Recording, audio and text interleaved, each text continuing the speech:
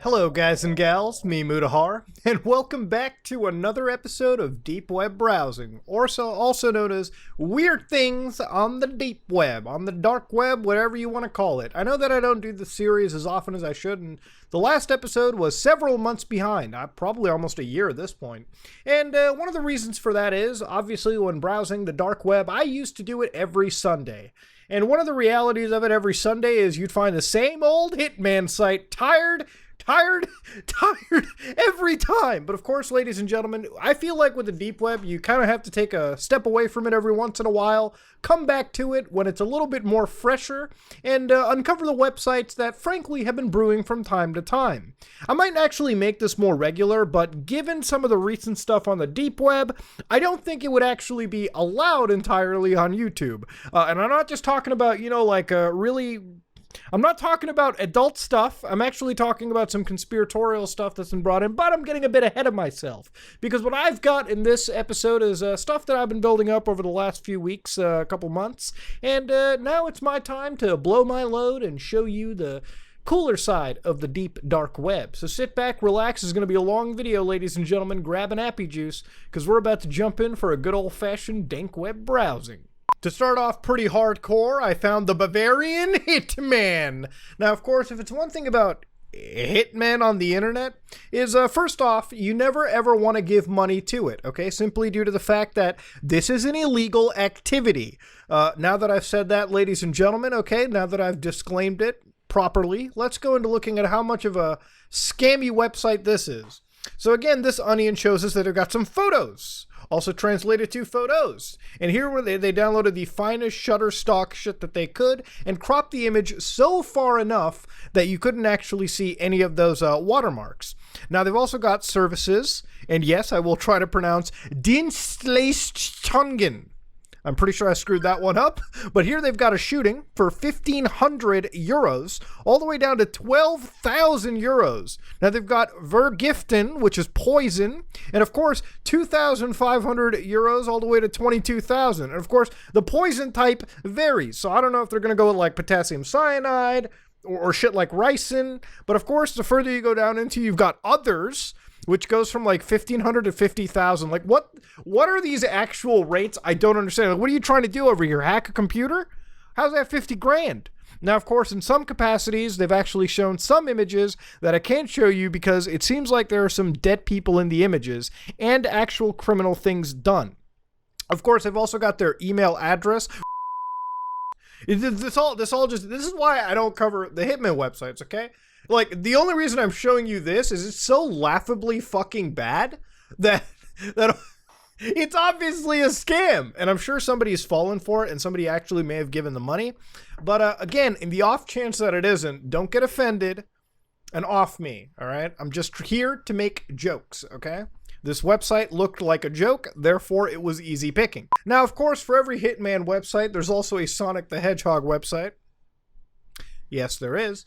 Welcome to my Sonic the Hedgehog Satan homepage. Whew, Saturday morning cartoons. My own little slice of pie in Nepal. Best viewed at 640 by 4 in Netscape Navigator 3. Oh, man. Oh, man, dude, this website carbon dates us. Click a character to learn more. So obviously we got Stanik is the coolest. Tails is awful. I hate Tails. Knuckles sure could beat them up. Sally's the smartest. And Dr. Robot... Wait a minute. Let me look at that closely. I need to make sure Robotnik didn't actually have like a penis or anything. And of course they've got a download of the theme song. Wait a minute, let me listen to this. It's a full-on onion link, man. Like, it's a complete onion link for this. And of course, being the fact that it's hosted on the Onion Relay, it's going to take forever to actually load it up. Now, this is part of the the McRetro network? Oh man. Oh god. Oh wait. You know what this is from? Okay, all right, let's stop that. That freaked me out. But so the McRetro network is actually it's actually something that we saw in like nostalgic web browsing. For anybody who remembers that series from like years ago at this point, this is actually like just when we used to go to like URLs and just see old versions of it, and we came across like an entire network of retro themed websites. So this is actually something that is clear web, but of course, like a lot of clear web websites, they do also have onion links as well too, even if they're just mirrors. So yeah, we've got some Sonic the Hedgehog. Pretty cool. Do we need government disclosure? Oh god, we're into the conspiracy segment. In this interview clip with the Grimacera show, Reed Summer speaks here on the alien collectives present in our world. Oh, they got a whole video? No way! Oh my god, I gotta see the video. Where's this video, Ed? Where's the video? The alien agenda uncovered by the allies of humanity will explode the myths and beliefs we hold about ET contact. Do we need government? The prophecy of the greater community. Entering the greater community, the revelation of Marshall Vion Summers in the new message from God. Okay, I gotta open this up. This is even wilder. So this is actually like on YouTube. Like you can actually watch this video on YouTube. You can see that it's hyperlinking to a YouTube channel. I'm going to actually open that up just to kind of see what we've got over here. And before I continue to reject. It's part of an entire channel here. Okay. And yeah, it's like part of an entire channel. They got like 5,000 views and something. It's like a 2019 video. And as far as I can see, this channel's relatively active. Like they've got an upload from like 2 months ago here. So yeah, it's like an entire group, like no joke. All right, let's actually look closer into this. I want to see this like prophecy of God. Education. The allies ask us to take a stand for the well-being of our world and to become, in essence, allies of humanity. So they've got like a bunch of books, which you can read completely for free online. So one thing that I do like about it is you can tell that people here actually care about what they're talking about, because normally like all of this is usually to sell like a book or it's some dumb grift. But these people genuinely believe what they're actually posting out, which, you know, to be honest with you, I can actually, I can respect a lot. So let me see the 12-point summary. And also I want to know about Marshall Vion Summers as well, because it seems like an interesting character. So the 12-point summary: humanity's design is to emerge into or to engage with a greater community of intelligent life in the universe. Contact with other forms of intelligent life represent the greatest threshold that humanity has ever faced. The results of this contact will determine humanity's future for generations to come. This contact is happening now. Humanity is unprepared for contact. Researchers are still unable to clearly see who is visiting our world and why. Governments are not revealing what they know. Let me turn the fan down real quick. It's a little kind of loud. Governments are not revealing what they know, and most people are still in denial that this phenomenon is even occurring. Because of this lack of preparation, humanity's true ally sent representatives to a location near Earth to observe the extraterrestrial presence and activities within our world. Okay, I mean, like, this is... The thing is, like, you get into, like, these pseudosciences, and they're already saying that the communication is happening, and there's some contact that's going on, but I never believed this kind of stuff until, of course, like, you actually play these things back to me, you know? Like, I've never connected to one of these, because they're always like, the contact's happening. Well, is there like a WAV file that I can listen to that, you know, completely proves it? Because listen, I'm completely on board with being proven like wrong, and I want to actually experience like first contact with aliens. So I don't know, I wish there was more. But here we've got Marshall Vion Summers. So for the past 35 years, I have been immersed in a religious experience. This has resulted in my receiving a vast body of writings about the nature of human spirituality and human destiny. Okay.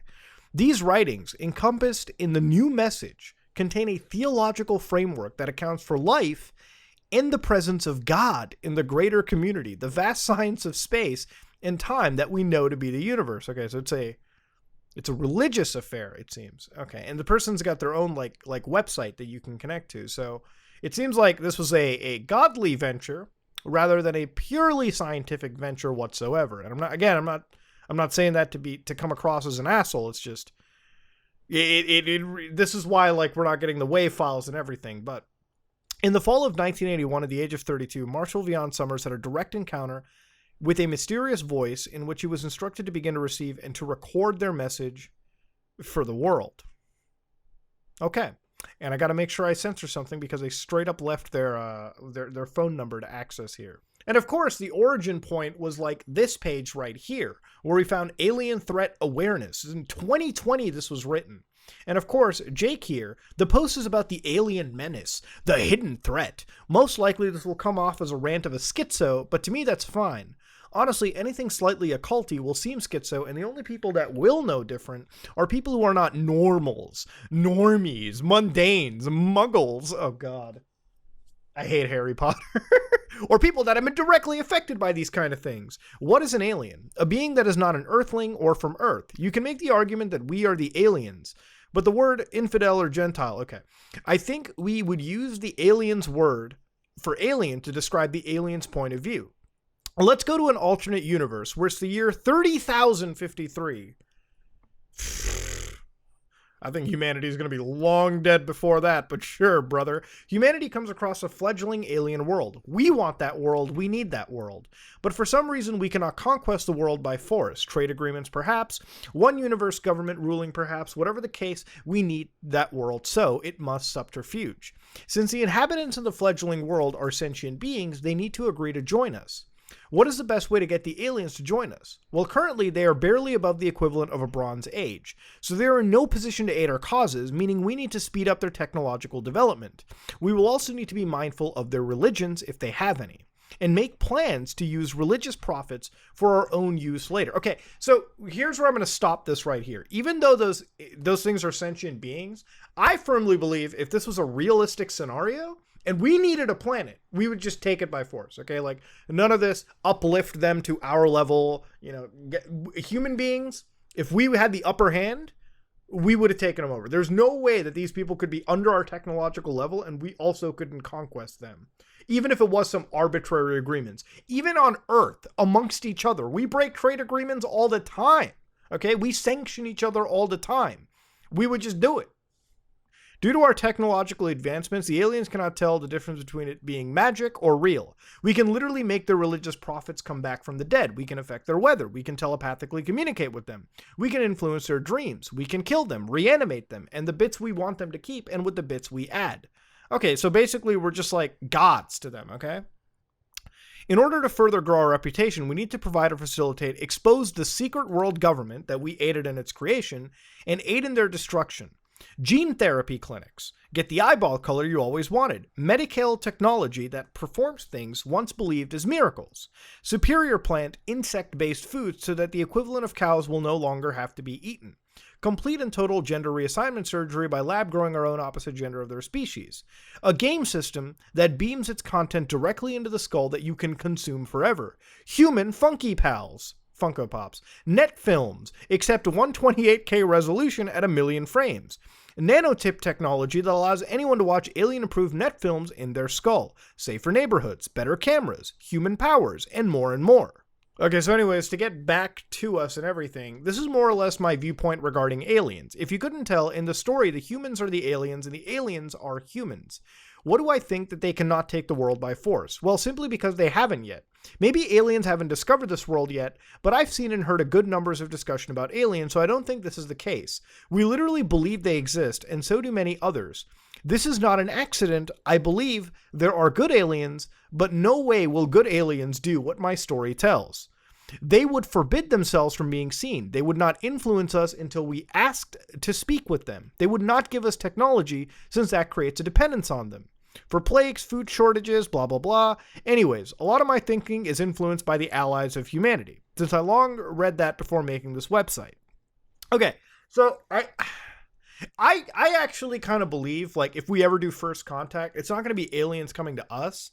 I'm sure at some point humanity will, fly through the space and stars, and we'll probably find the first, era or like another civilization that we may uplift. We may do some Mass Effect Solarian stuff too. Who knows?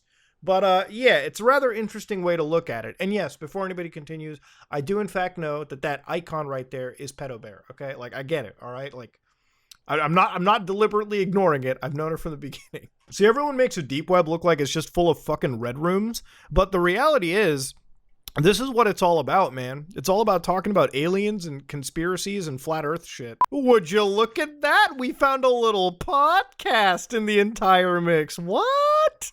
This is the Techno Agoros. So here they've got a little logo that's made out of a terminal shell, but they actually got their own little deep web podcast. No way. Let me listen to this.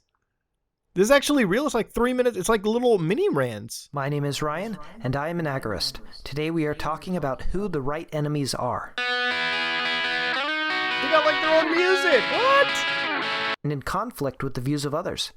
While in so-called real life, we tend to stuff controversial views or diplomatically avoid certain topics in certain company, the internet has a fascinating tendency to bring most people's controversial views to the forefront. My God, this man understands the entire concept of using Twitter. I love it. So this is like this is like somebody's whole podcast just hidden onto the deep web. Like, I don't understand why it has to be on here. Like, does he cover some really controversial things, or is it just here for the sake of being here? They got like their own Twitter profile, a little Patreon going on. Okay, all right. So here it is. The Techno Agoros is a podcast that focuses on the intersection of technology and agorism in our everyday lives. I am an organic, non-GMO human being. Also, they do have a clear web link as well too. And of course, Ryan here is, in fact, they've got like their own Patreon. I don't know if their Patreon's active, but that's actually pretty cool. We found somebody's little mini podcast in the middle of it, okay? I always love it when we find somebody's small little website. And it's always fun to look at because that's what it's all about, man. That's what this deep web browsing stuff is all about. It's just finding below the surface layer into like the really goofy, cool shit. So interestingly done here. But there's not much more. I'm not going to play this person's stuff entirely. They cover a lot of topics like privacy rights and regulations, Napster. Oh man, I'm feeling old. The currency of life. I am an agorist. And of course, they've got my organs, my choice. All right, well, there's a lot of heavy topics that if you're interested in, you got it right here. Serial Killers, Inc.? Okay, so new products added June 2022. Yo, this is new. This is like, okay, all right, that's kind of cool. This is like very, very up there. So what is this? It saddens us to announce that we have ceased international overseas shipping, but we feel it's the right decision. COVID has caused an overabundance of mail-related service issues and delays worldwide. It's just not feasible to ship packages around the world. Okay, so only for Americans are you able to do it. So what do they got over here? We take pride in our service to the true crime collectible hobby and have been a driving force since 2009. Oh my God, wait a minute. No way, you can buy actual serial killer shit? Wait, John Wayne Gacy, what is this? $16,000? John Wayne Gacy's 14 times 18 Pogo the Clown oil. John Wayne Gacy was an American... Yeah, of course. $16,000? What is this? John Wayne Gacy was an American killer clown who was convicted of sexual assault and murder in a minimum of 30... Okay, I know the history. What is this? Gary Gacy Pogo the Clown oil painting signed on the front? John Wayne Gacy. No way! They actually have... You can buy a painting that he actually signed? For 16 grand? Again, I just want to say for the record, we do not endorse serial killer stuff, but this is so wild. They've got like every serial killer, they got like stuff from Charles Manson. So they got a signed card that's currently on sale for $500. What? This is like a card that Charles Manson signed. And you could, yeah, like they got the signature right there for 500 bones. Oh my, wait, what is this? $5,000 for this. $5,000 CDCR inmate ID badge. So Patricia, and I assume this is like somebody that, who is this? Is an American murderer and a former member of the Manson family. Okay. During her time with the Manson group, she was known by various aliases such as Big Patty Yellow, Marnie Reeves, and Marianne Scott. And this, so what this is that this is like her personal CDC laminated credit card style custody level B inmate ID badge. They got their hands on her ID badge? How did they even do that? I don't understand. How did they even get this? Wouldn't this like typically be taken by the Bureau of Prisons and like burned or something, or like just stored in some like archive? Because like she would have to be like a pretty well-known inmate. There's no way that they could have like that can't be real. So we burst into the scene in 2008 and quickly became the leading and most popular true crime collectible company worldwide. We have been featured on such shows as National Geographic's Taboo TV series Explosive in Germany, The Mark Kelly Show in Canada, as well as interviewed and profiled by world-class news networks such as CNN, Fox News, ABC, CBS, NBC, MSNBC, The New York Times, and Reuters. Shop with confidence on a website with a proven reputation of excellence. So, man, there's like an entire... Dude, there is literally a shop for everything, okay? I didn't even know there was a way for anybody to get like, and they don't just have one animated IGB badge, they've got like plenty of them. Like there are people that are willing to buy prison issued signed t-shirts. And again, they have like signatures just over there from these serial killers for $175. The only reason I also don't endorse this is I really don't know if these people end up giving money to criminals or people that have been like in the prison system for their effects, which would be directly financing those, terrible people. But yeah, they got like prison issued signed t-shirts and everything. And it seems like all of this is, it seems like these are, they're not, they wouldn't be faking these. Okay. Like that would be like a straight up scam. So obviously they must actually be in contact with some of these killers and they must actually be able to like get this stuff off of them. They've even got like crime scene photographs, which I don't even know if you can get your hands on them that easily, but clearly these people have some serious connections. And I guess I'm just baffled that I'm able to buy an ID card from a serial killer. Jesus. We're gonna have to take a break. I'm gonna walk away. I'm gonna get some fresh air, but we will be back with the next website. So here we got a website, ladies and gentlemen. We've got a YouTube channel that I was linked into, CleanupWV. So immediately off the top of my head, this is a channel that has stopped uploading 9 years ago. Now, if I look at the oldest thing here, 10 years ago, they were uploading garbled stuff. Now, of course, this is Japanese text. Okay, so I'm going to go to like most popular. And some of these videos are viewed. I assume these videos kind of hit some algorithm and nothing really popped off beyond that. But in terms of the newest videos, all right, I'm going to go to the About section real quick. And this is something found in 2011. So again, they uploaded for like what appeared to be just 2 years. And they stopped uploading in 2012. Now, of course, these are like 28-second videos, 19-second videos. Why they're not showing up on the YouTube Shorts algorithm is a bit beyond me. So let's actually click on one of these and see what it's... Oh, they've got ads? Okay, so it's like a monetized channel. Okay. And of course, it's just 27 seconds of a really zoomed up shot of text. I mean, you can literally count the pixels, ladies and gentlemen. This is like, obviously, 2012 webcam pointing at the television. And this looks like it's just CCTV footage of something. And like somebody's walking in the distance there. And that's all it is. So I guess what we can do... What is this? Love this. Who hears from Chills? Okay, so Chills covered this. All right. So let me actually open up... Let me actually convert this, okay? Like what we can do is we can go to Google Translate and just quickly convert this and see what's written roughly. Shotoku Shotech eradication. When you open the front door, okay, Shotoko Shotech. All right, so what is this, like an actual university somewhere? Let me check that. Shotoko engineering? Could be something. Could be just CCTV footage taken somewhere. They do have something written in the description. I'm going to grab that and also do the Google Translate. Raw tax-free mud nest. I wonder if this is Stingy Takari. Every time desperate. Morning, day, and night. Even in the rainstorm when the entrance is opened.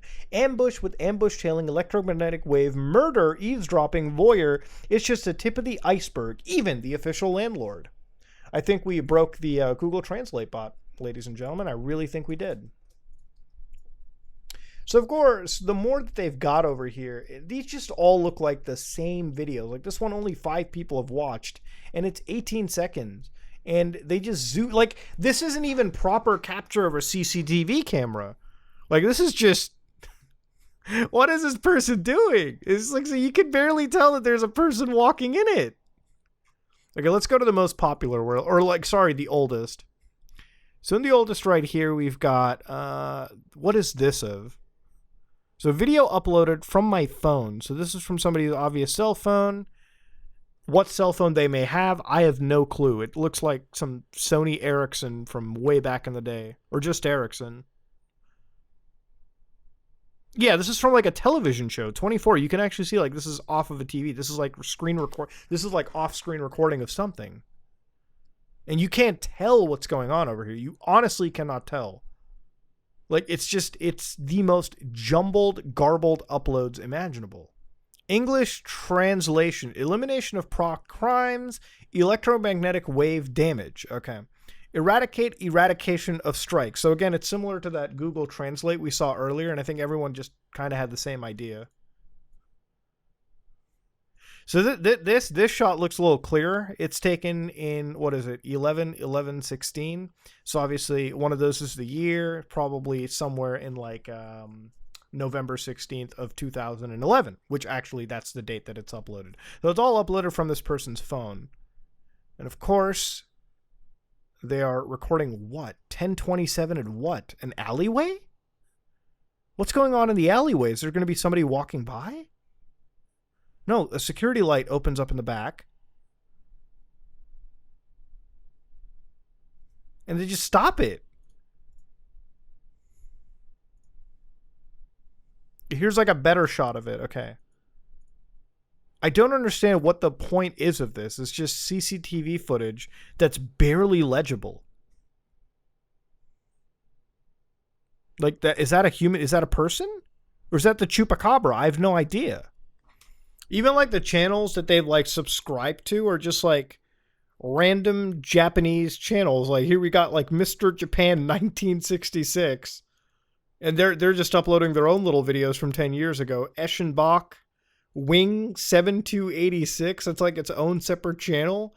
Sakura So TV, which is like the only larger channel that I found of this entire thing. Maybe it's all like a network, dude. Maybe this is like some part of some like, yeah, look, you click on all these Japanese channels and it's just like weirdly different looking video. Like it's like a weird like partition of YouTube.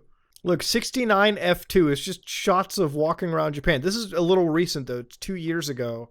And some of the clips have been like uploaded as far back as like, 2014. Maybe this is just like a super common thing that people do in Japan and I'm just being a little ethnocentric or like ignorant of it. But you know what? Is there any rationale to this channel, ladies and gentlemen? I don't think so. I honestly don't know what CleanupWV was about. Or WV, sorry. I'm getting a little, mixed up with the wording. But I think this channel is about electromagneticism. And, yeah, I guess that's really what it is, man. I mean, shit, they stopped uploading 9 years ago, and all of their uploads are completely illegible. Like, look at some of this stuff. It's just the same 20-second videos. I don't understand what's going on. I legitimately am so confused watching this. This is one of those channels that might be one of those completely unsolved YouTube internet mysteries, and by sheer fact, that there might not even be a mystery to solve. It's just somebody uploading 20-second clips that are illegible CCTV footage. Hylotopic Ocul Research Group. The site contains research of oculupanids. These small objects are everywhere, dotting supermarket aisles and sidewalks with an impressive array of form and color. No, wait, what? Hold on. Copy, search that. Let's search it. What? They're looking at bread clips? There's no way. There's no way there's an entire group for this. A research group for bread clips? Anybody that doesn't know what it is, when you buy like Dempster's bread or something, or a loaf of bread from the supermarket, this is a bread clip. There's no way. Phylogeny of the ocupant, what they gave them, like, oh my God, there's like a familial tree for this. No way. No way. Okay, let me go here. Let's just get their idea of it. This is a lot. This is not just advanced shit this isn't just shit posting. This is severely advanced shit posting.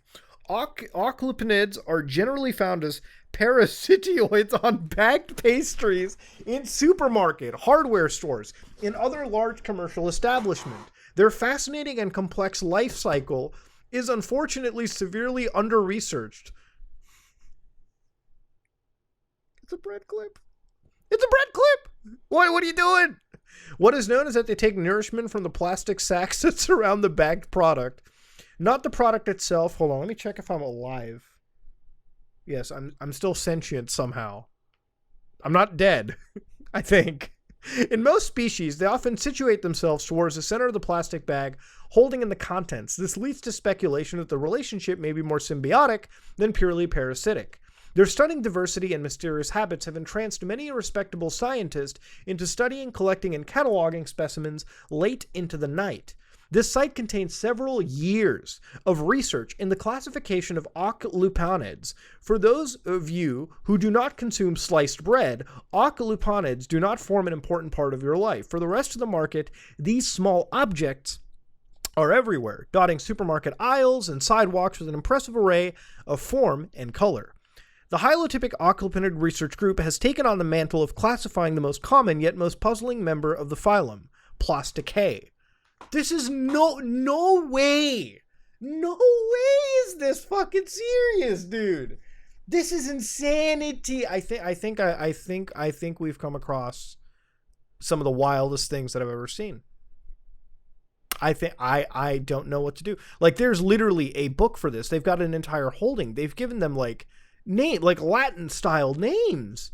They've collected so many. I didn't even know there was that many different versions of bread clips. You just grab them, rip them off and like use them to seal in the freshness. I didn't know people collected this. Oh my God, there's like a website for everything. All right, let's look at the various ones. So I'm going to click on a couple of them. Like, let's go to Acute Ignath Day. So let's go into this one, see what that's about. And this is distinguished by a single sharp dental process in the medial oral groove. One little spike, okay? And they've entirely been taken over by archicanthons and toxodentids. They've got them like lined up literally to give you the cubic measurements. Wow. Okay, let's go to the fuse Oridae. Okay, that seems interesting. That's not even a real bread clip. You literally 3D printed that. Don't even act like it. Discovered deep from within an industrial warehouse, these hulking rectangular giants, known as fuse Oridae, were at first considered to be some sort of What? Oh my God. Wait, however, recent advances in speculative morphometrics have instead revealed alarming evidence of a massive shift in the oculupanid body plan. The oral hooks have engorged and fused together, curling inwards to form a sturdy central paddle. Meanwhile, the oral groove is turned into a mere crescent. These extreme changes are thought to be adaptations to aid in attaching to its main host, large plastic bags of chips. And of course, let's look at the guide to symbols real quick. Let's find the symbols, okay? Let's see what symbols we would find in the wild, so to speak. I'm so blown away. I'm actually so blown away. And let's look at the pseudo-occulupanids, and even I guess their publications and reports as well too. So in the pseudo-occulupanids, while occulupanids are diverse and festooned enough to be encountered nearly worldwide, they are no means the only microsynthetic object to have settled on this particular ecological niche. Some have been found in similar habitats and locales, and in some cases have supplanted occulupanids entirely in the bread aisles of grocery stores. So again, they've got like multiple different types of them, like a bit more rectangular in nature. These are...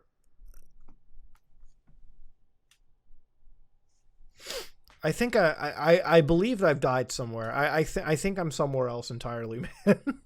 Now, they've got like entire posts and books and everything. In 2011, Dr. Bruce Ragsdale collaborated with Horg and other physicians to publish the first internationally recognized paper.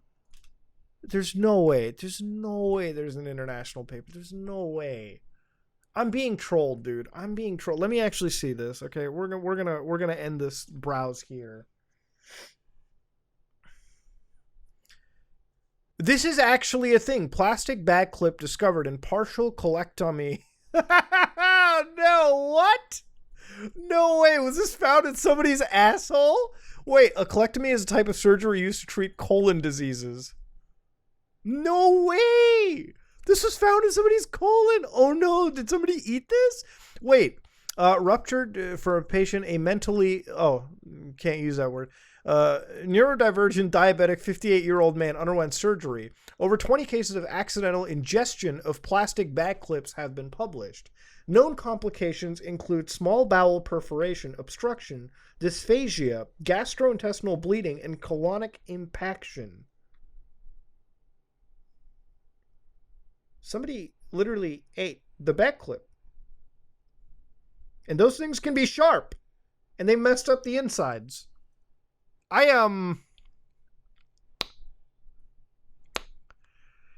Wow. I'm actually like so blown away right now. You have no idea. Like I didn't even know there was going to be, like, I knew what bread clips were. Okay. Everyone knew that. But to imagine, guys, an entire website suddenly existing of the entire history and ecology. See, I'm because they're in ecology. It's bread clips. It's bread clips. I'm blown away, ladies and gentlemen. To be honest with you, I'm going to back off right here. This is one of the wildest reads in the world. If you ever wanted to know the etymology, the history, the genus of a bread clip, well, Deep Web is where it's at, ladies and gentlemen. Today, you can walk away from this video knowing that you learned something today. And knowing is half the battle, ladies and gentlemen. I am going to back away from this and shimmy my ass somewhere else. The fusion anomaly, divide by 0 now. Wait, what? Fusion anomaly, unite by 1 now, divide by 0. Okay. All right, let's click on the old dot there. Fusion anomaly. The nexus is permanently morphing. To be fair, I just read something about bread clips, so anything's possible. It is probably true, quite generally, that in the history of human thinking, the most fruitful developments frequently take place at those points where two different lines of thought meet.